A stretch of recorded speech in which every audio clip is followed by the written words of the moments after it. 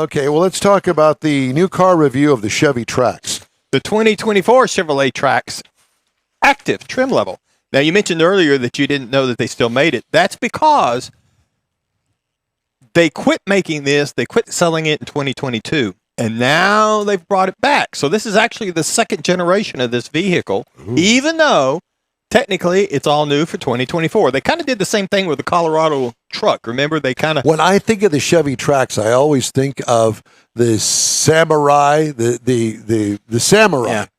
Suzuki the little Suzuki Samurai. The Samurai, because it was that size. Yeah, well, it's bigger than that now. Kylie sat in this at the auto show and wants this. She was the one that we took pictures of. Yeah, several people looked at this and really liked Buy it for it. So Jeff. it actually comes, the Trax, we had the Active. It actually comes in 5 trim levels, LS, 1RS, LT, 2RS, and then the Active is the top trim level.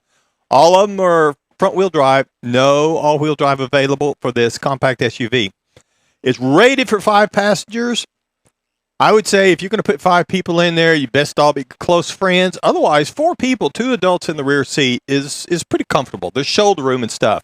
I packed a couple of teenagers in there, and That's where you got the COVID. Yeah.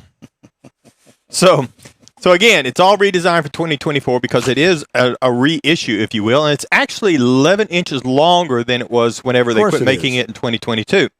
You're going to find LED lighting all the way around. This particular model has, or trim level has, the black emblems, black body side moldings, side mirror caps on it.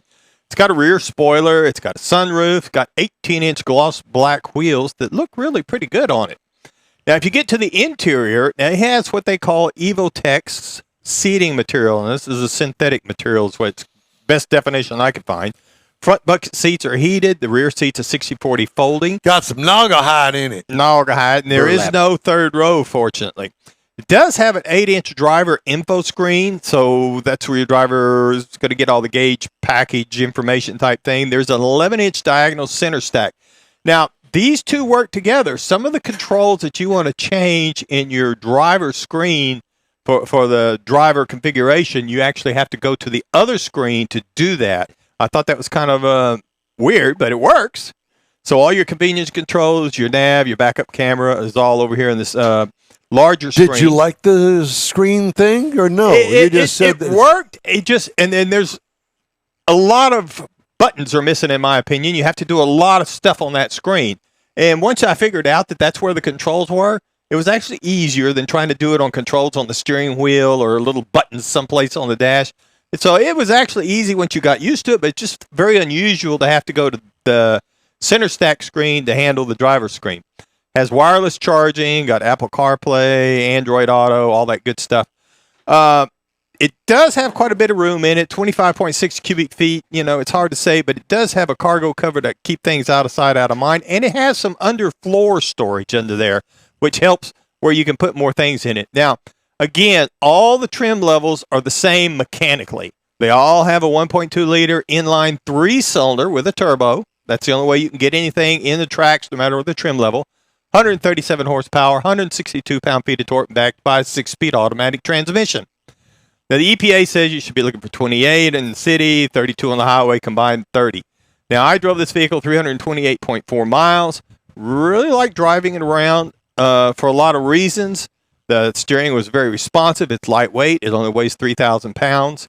And it's pretty easy to maneuver. So it was really kind of fun to drive, particularly around town. So I got 27 miles to the gallon combined across that 328.4 miles.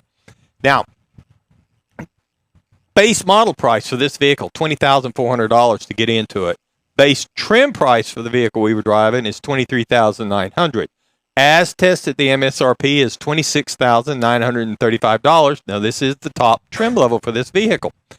Now, to compare that to something else in that segment, the Nissan Kicks hasn't got 24 pricing yet, so their 23 starts at $23,950. The Mazda CX-30, again, no 24 pricing yet. It's at 2023, starts at $22,950. But the 2024 Kia Seltos starts at $24,000, and the Kia Soul starts at $19,900. So they're all in that size segment. They're all in that price range. Some of them got a little more horsepower. These are all entry-level cars. There's Yeah, nothing wrong with absolutely. that. They don't need to have a third row. It's a little bit tight in the back, but it's an entry-level car. Yeah, that's what. Well, Kelly's and that's looking what I'm at. good my, with one of that. my It's like Don. one of my daughters was looking at it. Don't She's need got a two third row. teenage girls at home, and so it's plenty big for the three of them. You know, even if they want to go off for the weekend, there's plenty of room to put stuff in it, and it's a reasonably priced car for a single mom. So again, it's entry level, and it's got enough technology on it to make it work. Thank you. Hey, if you'd like to get in touch with us, shoot us an email. Our address here is info@inwheeltime.com.